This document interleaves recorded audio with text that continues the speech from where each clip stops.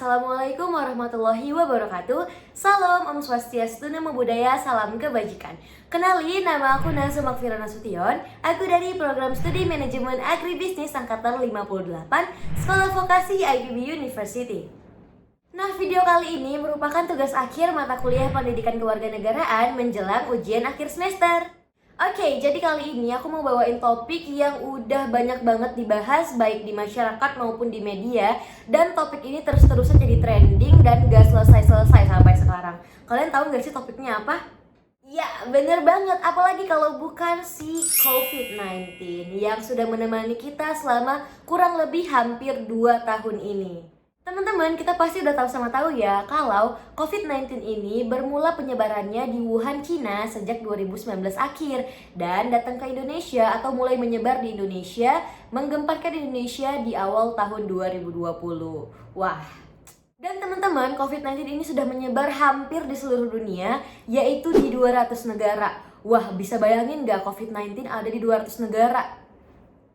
Pada saat COVID-19 mulai menggemparkan Indonesia, aku sedang duduk di kelas 3 SMA atau di kelas 12, di mana pada saat itu aku sedang mempersiapkan ujian nasional. Tapi tiba-tiba ada pemberitahuan dari sekolah bahwa siswa dan siswi diliburkan selama 2 minggu. Tapi ternyata nggak 2 minggu ya. Sekarang udah 2 tahun teman-teman. Ngomong-ngomong soal COVID-19, kira-kira kalian tahu gak sih COVID-19 itu apa sih sebenarnya? Gimana sih penjelasannya? Apa sih pengertiannya? Kalau gitu yuk aku jelasin! Virus COVID-19 atau coronavirus merupakan suatu penyakit temuan baru yang disebabkan oleh virus SARS-CoV-2.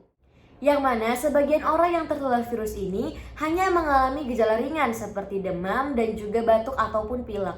Tetapi ada juga beberapa orang yang terkena virus ini atau terpapar virus ini bisa mengalami komplikasi, penyakit parah hingga meninggal dunia. Menurut data dari Our World, jumlah kasus COVID-19 yang tersebar di Indonesia adalah sekitar 4,26 juta dengan korban yang meninggal dunia sebanyak 144.000 teman-teman. Wah, sangat banyak sekali ya. Kalau begitu, ayo kita berdoa bersama-sama semoga COVID-19 ini cepat selesai, semoga pandemi ini cepat berakhir dari Indonesia agar kita bisa hidup normal kembali teman-teman. Nah, untuk mengetahui beberapa hal menarik mengenai COVID-19 ini, langsung aja yuk kita cek video berikut. Check it out! Omikron membuat geger negara-negara dunia. Di tengah pandemi COVID-19 yang belum usai, langkah dunia menghambat penyebaran virus corona menghadapi tantangan baru berupa kemunculan varian baru virus corona ini. Omikron pertama kali terdeteksi di Afrika Selatan pada 9 November 2021. Varian ini disinyalir menjadi penyebab lonjakan kasus di Afrika Selatan dalam beberapa minggu berikutnya. Di akhir November, Omikron juga terdeteksi ada di sejumlah kasus COVID-19 di Inggris, Jerman, Belgia, hingga Hong Kong. Sejumlah negara pun memberlakukan pembatasan perjalanan ke Afrika. Sama seperti varian Delta, Organisasi Kesehatan Dunia atau WHO memasukkan Omikron dalam kategori varian of concern atau varian yang harus diwaspadai. Varian dengan nomor ilmiah B11529 itu diduga sejumlah ahli lebih menular dari varian COVID-19 lainnya karena tercatat memiliki kemampuan mutasi yang sangat tinggi, melebihi 30 sel kunci protein spike. Karakteristik ini yang membuat varian ini membutuhkan kewaspadaan semua pihak.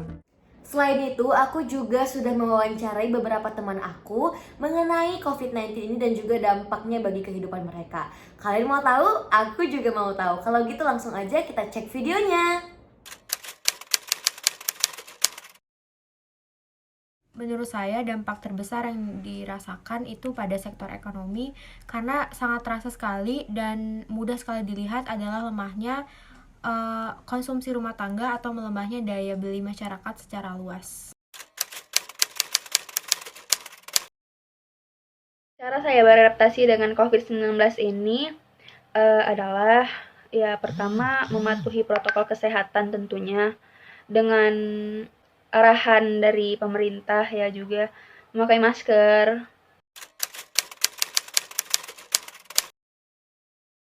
Cara saya untuk tetap berkarya di masa pandemi ini, saya sering mengikuti kayak lomba-lomba online, contohnya seperti lomba cover lagu, nyanyi seperti itu. Nah, juga sering kayak ngikutin webinar-webinar yang dilaksanakan secara online. Melalui wawancara saya dengan ketiga orang tersebut dapat saya simpulkan bahwa COVID-19 ini sangat menghambat kehidupan kita, apalagi dalam 4 aspek. Yang pertama aspek ekonomi, yang kedua pendidikan, yang ketiga psikologis, dan yang terakhir adalah mobilitas penduduk. Nah, sebelum membuat video ini, aku juga sudah mensurvei beberapa tempat yang dapat aku jadikan sebagai bahan penelitian untuk virus COVID-19 ini. Nah, yang pertama adalah KRL atau kereta api listrik yang biasa digunakan masyarakat sebagai transportasi mobilitas dari satu tempat ke tempat yang lainnya. Nah, foto berikut aku ambil pada saat aku sedang menaiki KRL arah dari Jakarta ke Bogor dan juga sebaliknya Bogor-Jakarta. Nah, dengan tingkat kepadatan tersebut di mana setiap orang saling bersentuhan, tidak menjaga jarak, dan dalam kurun waktu yang tidak bisa dibilang sebentar, maka hal ini sepertinya perlu ditinjau kembali. Nah, kenapa sih hal ini masih perlu ditinjau? Yang pertama, kasus COVID-19 di Indonesia masih naik dan turun, belum stabil apalagi belum clear. Yang kedua, Indonesia belum new normal karena masih ada beberapa daerah di Indonesia yang mengalami PPKM level 3. Dan yang terakhir, ini adalah hal yang paling saya notice, yaitu di mana di dalam KRL masih terdapat tanda silang di tempat duduknya, di mana itu tidak boleh diduduki. Berarti antara satu orang dengan orang yang lainnya harus menjaga jarak.